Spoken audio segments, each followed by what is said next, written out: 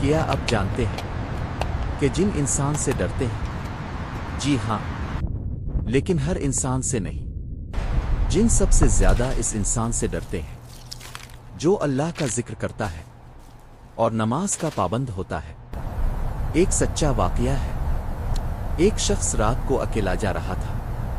اسے اچانک عجیب سی آوازیں سنائی دینے لگیں اور اسے محسوس ہوا جیسے کوئی اس کے پیچھے ہے۔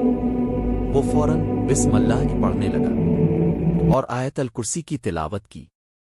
کچھ ہی لمحوں میں سب کچھ خاموش ہو گیا اور وہ محفوظ گھر پہنچ گیا۔